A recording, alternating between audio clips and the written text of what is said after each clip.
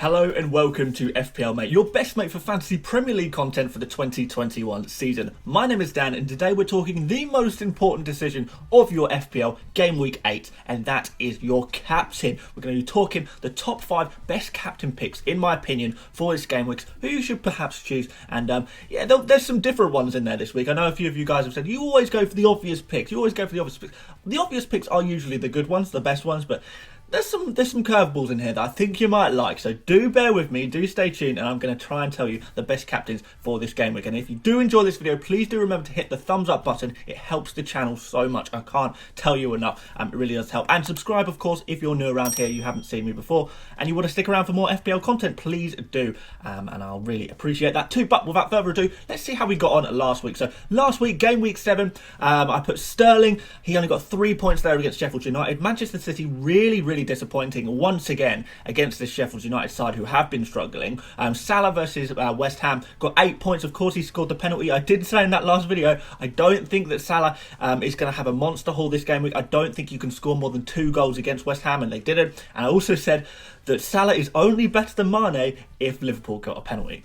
And that's exactly what happened. So Mane, disappointed again, only got 2 points there. Diogo Jota was the sort of star of that game, really, wasn't he? And then Son blanks against Brighton, really disappointing. And then Kane, he did get his goal and the 6 points against Brighton as well, which was my number 1 pick. So yeah, overall, a bit of a disappointing week for captains just in general, really. I think the only big player to score, a big score last week was Jamie Vardy, or maybe some of you might have gone for Grealish if for some reason you took that really random punt, but for the big, important players, no one really scored really super high scores last week, but hopefully it'll be different this week, and hopefully we can predict accurately who is going to get those points. So let's start off with my 5th best captaincy option for game week 8, and that is Wilfried Zaha. And now, normally, you guys will know I don't usually suggest a non-premium player for captain, and I admit this one is a bit risky just for that purpose alone, but I do quite like it. So Leeds seem to be leaking goals at the moment, and they're making some mistakes at the back, and perhaps due to the heavy rotation that they're having to do at the back there, but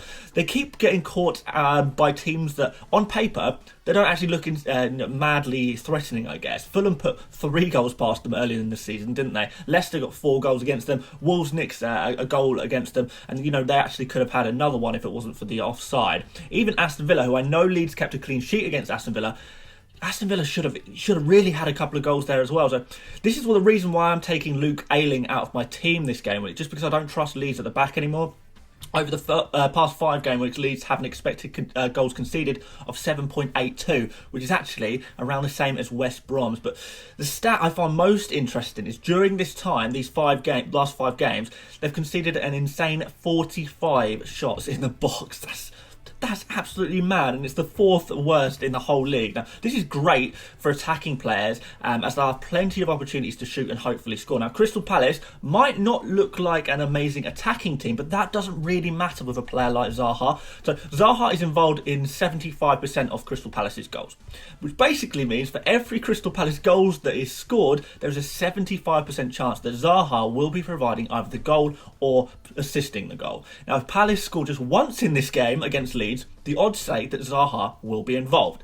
If they can manage to get 2 goals, maybe 3 might be pushing it a little bit, but if they get 2 goals, it means that Zaha, he's going to haul. So what you're actually doing here is not betting that specifically Zaha will be getting good FPL points, but you're simply betting on whether Palace will score goals or not. If you think the team will grab 1 or 2 goals in this game, then Zaha will be getting points for sure. A few more stats just before we move on from Zaha. 11 shots, 4 shots on target and 10 in the box from Zaha in the last 5. So these shots in the box are a big thing for Zaha, which is great, isn't it? 3 big chances, 2.14 expected goals, so he's actually slightly underperforming on that. 6 key passes, 2 big chances created, and 1.47 expected assists. Again, with 1 assist in the 5, he's underperforming there as well. So basically, the stats look really good, and he's been one of the top performing players in FPL this season, in my opinion. And, he could be well worth a punt for captaincy. But let's move on to number 4, who is Hakim Ziyech. Now, this on the face of it seems more sensible as Zaha, but honestly I'm not sure it is. I have stuck him ahead on 4th anyway. The problem is we haven't really seen enough of him to be certain that he's a great option, but what we do have is a very impressive full debut performance to go on, where he grabbed a goal and assist, all 3 bonus points against Burnley.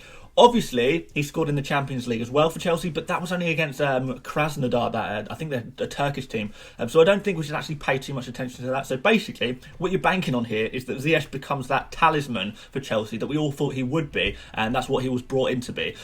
So a quick look at his stats from last game week alone, because I don't think there's too much value in looking at stats outside of that, because it's just not enough to go on really. He's just sort of been a bit of a bit part player / playing sort of weird Champions League game. So his passing in that game, it led to an expected goals of 0.46. So nothing amazing. He got one shot alone in that last game. Expected goals of 0.15. That one shot accumulated to, which obviously he scored that.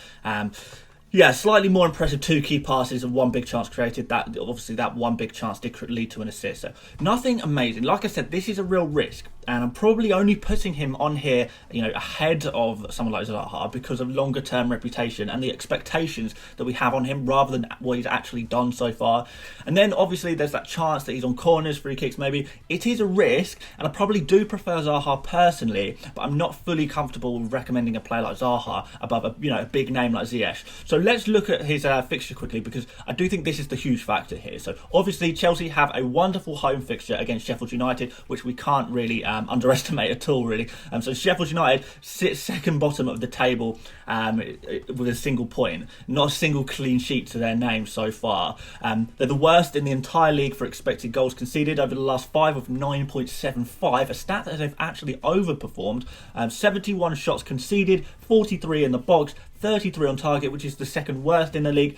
The big one here is 12 big chances that they've conceded over 5 games. So that's over 2 big chances conceded per game. And a team of exceptional quality up front like Chelsea, they're going to punish them in these big chances. So it's a really, really nice fixture there for Chelsea, and yeah, definitely worth having a look at. So number 3, Timo Werner, another Chelsea player against Sheffield United. So yeah, as you can tell, this is one of the fixtures that I would be looking to target this game week. I bet you can guess what the other one is. But yes, going back to the 12 big chances that Sheffield United have conceded in those 5 games, this bodes really well, in fact, for a player like Timo Werner, who doesn't really miss these big chances. And because we've got a bit more data on Werner, that gives me a lot more confidence in his abilities, even if he has disappointed in parts this season. So we'll start off with big chances. He's had 3 in his past 5 games, and he has scored in each of them. Other opportunities haven't been insanely high. He's got 11 shots in the last 5, so that's basically 2 shots a game. Not amazing. 10 of those shots were in the box, though, and 7 on target, which is something we do really like. And he's had an expected goals of 2.15, which is pretty nice. So he's overperformed that a little bit.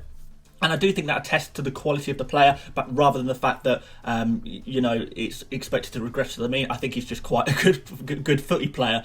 And perhaps it does show that he doesn't need a lot of opportunities to grab a goal. He's obviously got that 1 assist as well, 3 key passes in 5, 1 big chance created, and an expected assist of 0.93. Again, that's pretty nice, isn't it?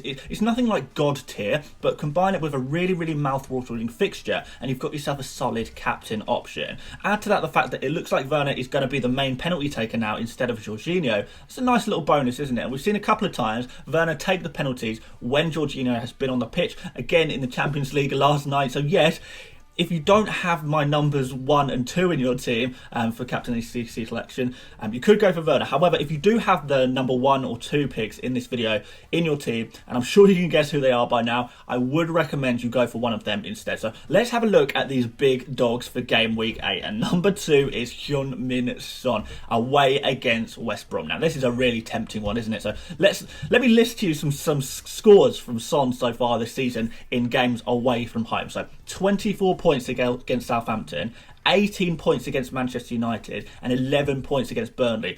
That's not too shabby, is it? It's not too bad at all. It just seems like Son's away scores are way higher than his home scores, and you could probably speculate that perhaps this is because away from home teams might, the home teams might be playing higher up the pitch, trying to attack Spurs a little bit more and allow a pacey player like Son to get in behind, counter attack, and score. I think there could be some truth in that, but I'm not really fully convinced it tells the full story. And honestly, with no crowds, I'm not so sure that the home and away thing is such a big factor this year.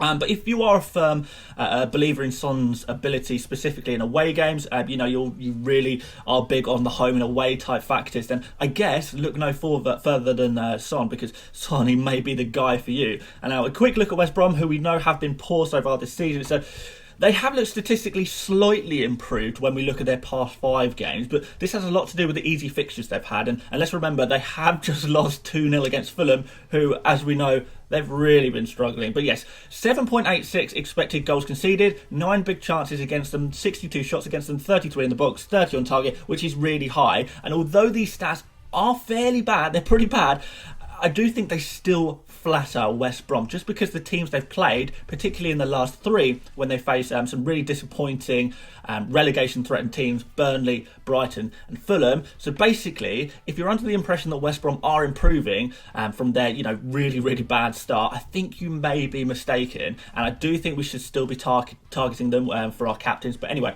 all of this sounds amazing. Why am I once again putting Heung-min Son second behind you-know-who? I feel like I say this every week, but it seems to be getting more and more true each week. But Son is not getting a lot of chances to score an assist, but he is capitalising on the few that he does.